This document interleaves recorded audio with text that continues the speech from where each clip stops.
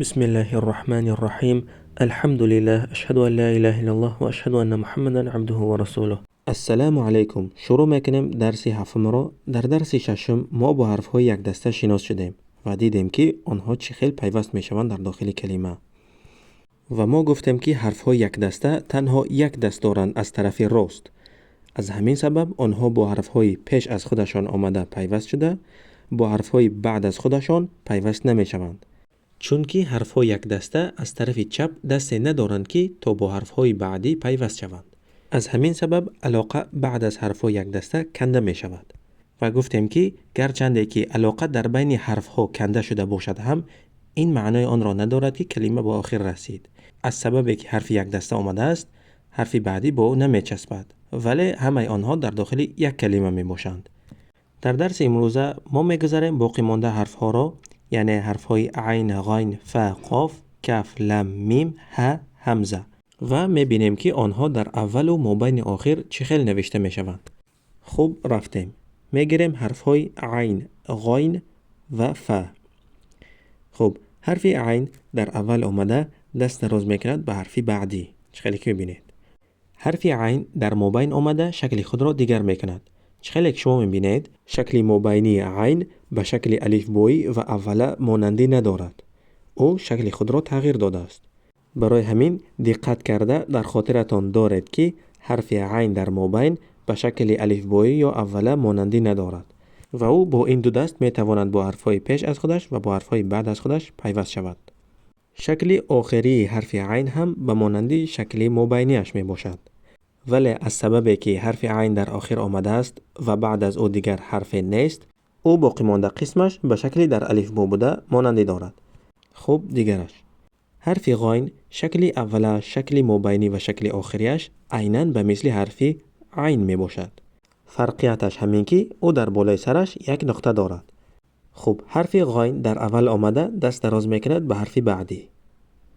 در مابین آمده شکلش تغییر می‌یابد و با این دو دست او میتواند با حرفهای پیش از خودش و با حرفهای بعد از خودش پیوست شود.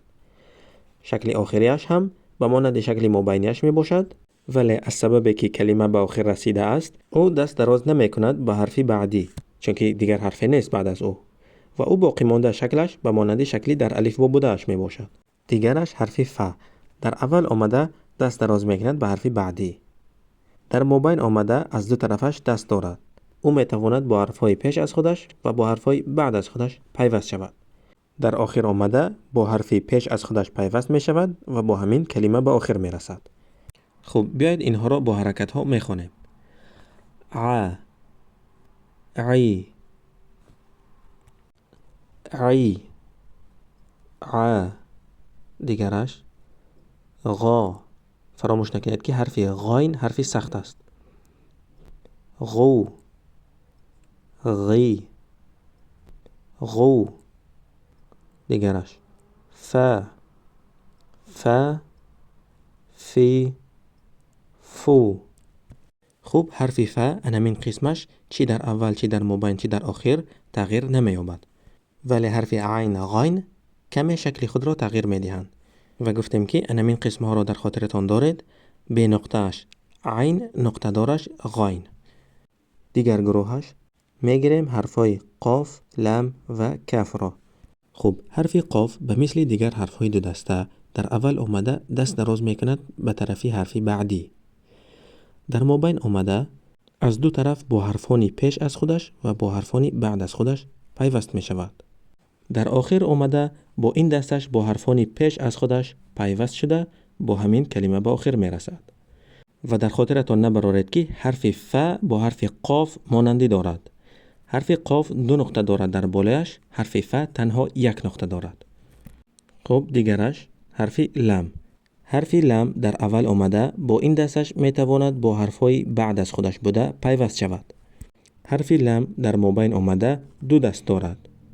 او با این دستش میتواند با حرفهای پیش از خودش بوده پیوست شود و با این دستش با حرفانی بعد از خودش بوده پیوست می شود. در آخر آمده با این دستش با حرفی پیش از خودش بوده پیوست شده، باقی مانده شکلش به مانندی شکلی در الف با بودهش می باشد. دیگرش حرف کف در اول آمده شکل خود را تغییر می دهد. اگر او در شکل خودش می ایستاد او به حرف لم مانندی می کرد. برای همین او شکل خود را تغییر می دهد. در کجایی که شما این شکل را دیدید فهمید که این حرف کف می باشد و حرف کف در اول با این دستش می تواند با حرفانی بعد از خودش بوده پیوست شود. شکلی مابینیش به مثل شکل اولش بوده ولی از این طرفش دست دارد. او با حرفهای پیش از خودش و با حرفهای بعد از خودش بوده پیوست می شود. در شکل آخری او با این دست با حرفانی پیش از خودش بوده پیوست شده، باقی مانده قسمش به مانند شکلی در الفبا بودهش می باشد. خب حرف قاف این قسمتش در اول و مابین و آخر تغییر نمی یابد. حرف لم باشد این قسمتش تغییر نمی یابد. حرف لم به حرف الف مانندی دارد. فرقیتش در همین است که الف بعد از خودش دست دراز نمی کند به حرفانی بعدی ولی حرف لم دست دراز می کند به طرف حرف بعدی.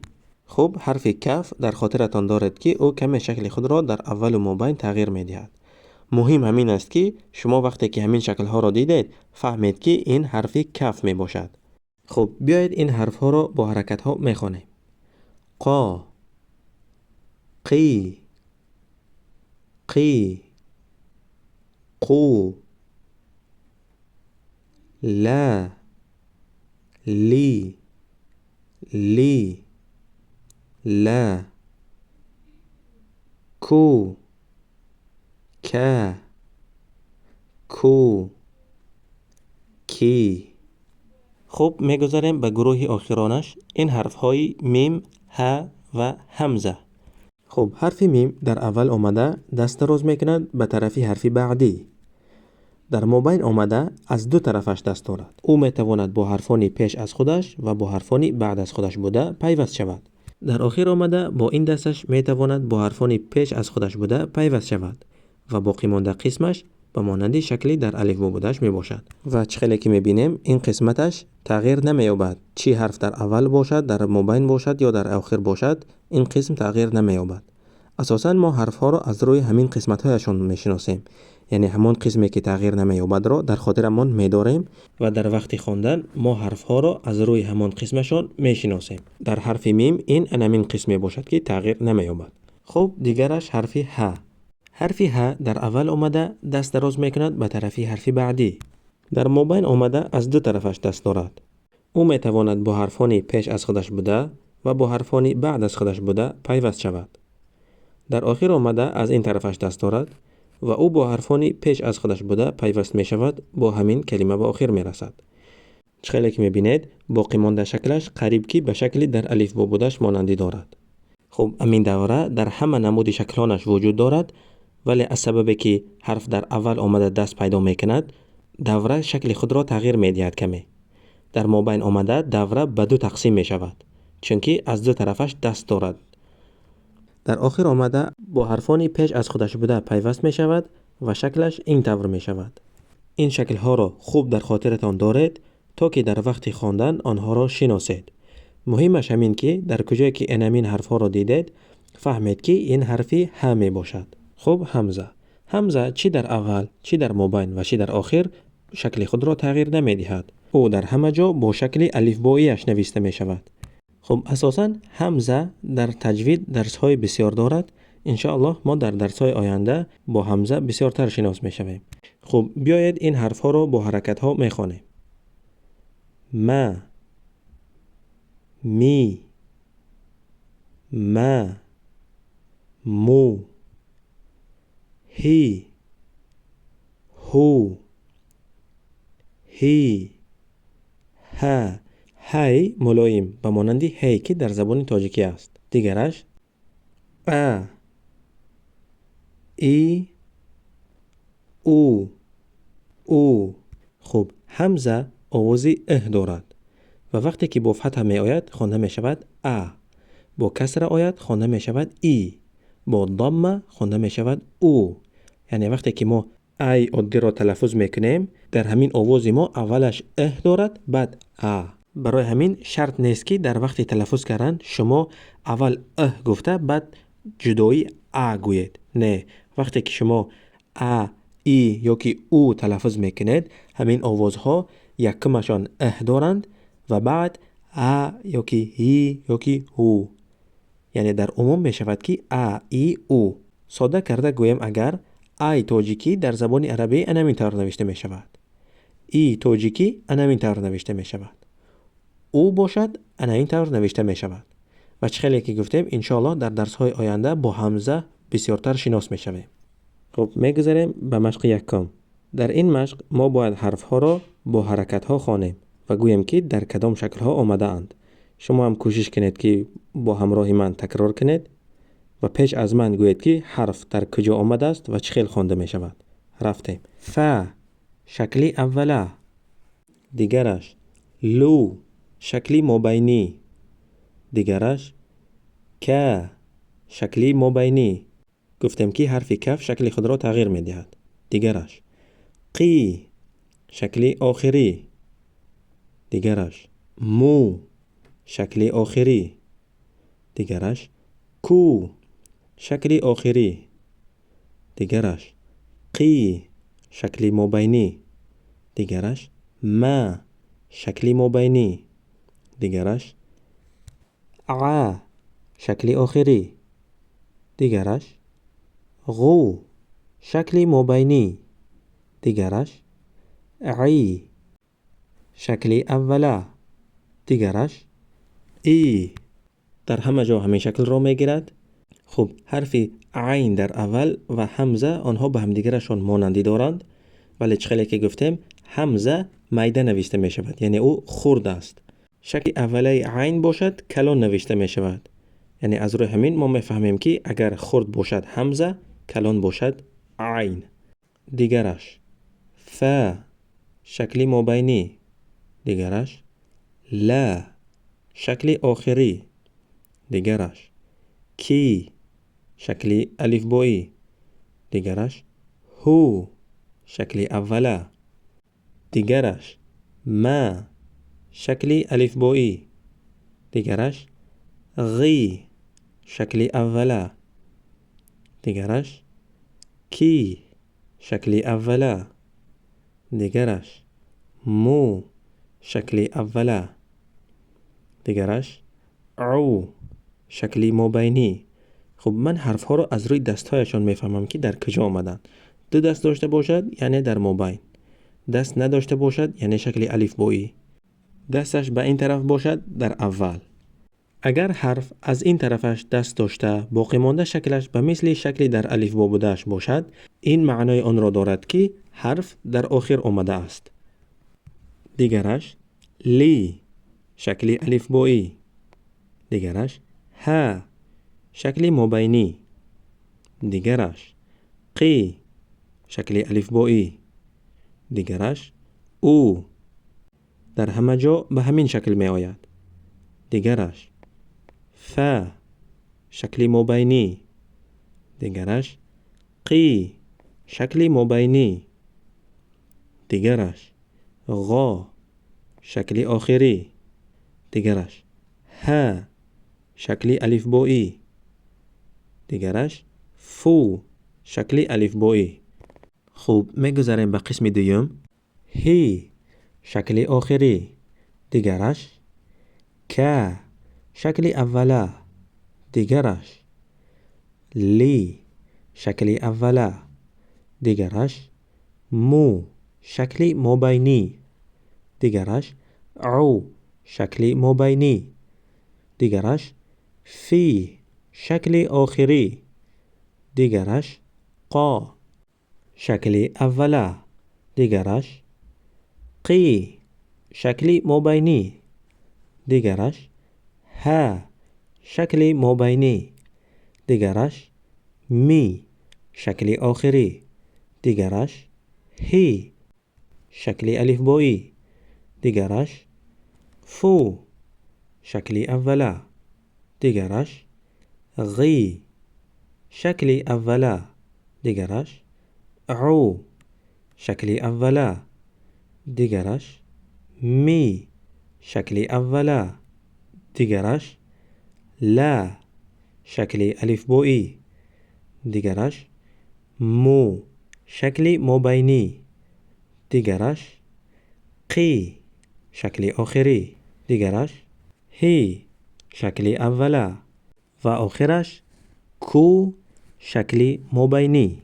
حرف ها در داخل کلمه شکل خود را همین طور تغییر می دهند و ما باید شکل های گوناگون حرف ها را از یاد دانیم، یعنی باید ما آنها را خوب شناسیم تا که در وقت خواندن با مشکلی ها دچار نشویم.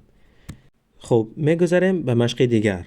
در این مشق ما باید کلمه ها را خوانیم و ما آنها را با طرزی که در درس گذشته گفتیم میخوانیم. یعنی یک حرف را خوانده در حال حرکتش را میخوانیم، دویم حرف را خوانده در حال حرکتش را میخوانیم و غیره. خوب رفتیم. فلقا، فلقا، فلقا. دیگرش لحفه، لحفه، لحفه، یعنی ح با گلو. دیگرش بقرا، بقرا، بقرا. دیگرش کفلا، کفلا، کفلا. دیگرش کبرا، کبرا، کبرا.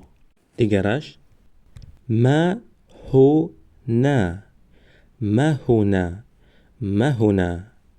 دیگرش هجرا، هجرا، هجرا. دیگرش بلیا، بلیا، بلیا. دیگرش فتک، فتک، فتک. دیگرش سمولا، سمولا، سمولا. دیگرش سوکیبا، سوکیبا، سوکیبا. دیگرش سفیه، سفیه، سفیه. دیگرش کریه، کریه، کریه. خب را حرف یک دسته می باشد، برای همین با حرف بعدی یعنی با حرف ه پیوست نمی شود. دیگرش جهل، جهل، جهل. خب می گذاریم به قسم دوم. قلم، قلم، قلم. دیگرش فکیه، فکیه، فکیه. دیگرش ضامنه، ضامنه، ضامنه. دیگرش مهله، مهله، مهله. دیگرش لکمه، لکمه، لکمه. دیگرش جهله، جهله، جهله. دیگرش کلفه، کلفه، کلفه. دیگرش هلکه، هلکه، هلکه. دیگرش شمیله، شمیله، شمیله. دیگرش تهمه، تهمه، تهمه. دیگرش زهقا، زهقا، زهقا. دیگرش عمیله، عمیله، عمیله. دیگرش صلقا، صلقا، صلقا. دیگرش ملکه، ملکه، ملکه. خب چخیلی که شما دیدید ما کلمه ها را بار یکم آیسته خواندیم، یعنی یک حرف یک حرکت، یک حرف یک حرکت، و بار دوم و سوم آنها را تیزتر خوانده رفتیم. از سببی که ما حالا خواندن را نو یاد گرفته ایستادیم، برای همان ما آهسته خوانده ایستادیم. در درس های آینده انشاءالله ما سرعت خوانش را تیز میکنیم. خب در 3 درس آخر ما با شکل های گوناگون حرف ها شناس شدیم و دیدیم که چخیل آنها شکل خود را تغییر میدهند. چخیلی که ما گفتیم در زبان عربی وقتی که حرف ها با همدیگر پیوست شده یک کلمه تشکیل میکنند، آنها شکل خود را دیگر میکنند، یعنی حرف ها شکلشان تغییر مییابد. و برای آنکه ما حرفها را شناخته توانیم و حیران نشویم که برای چی آنها شکل خود را تغییر داده اند، ما در 3 درس آخر این مسئله ها را دیده برآمدیم.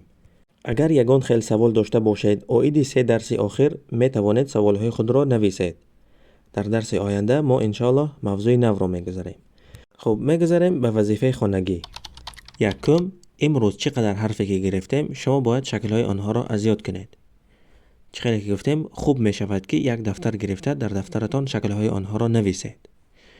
دوم، این کلمه ها را خوانید. قسم 1 و این قسم 2. این کلمه ها را با طرزی که گفتیم خوانید. یک حرف، یک حرکت، یک حرف، یک حرکت و غیره. به همین درس ما به آخر می رسد. تا درس آینده، السلام علیکم.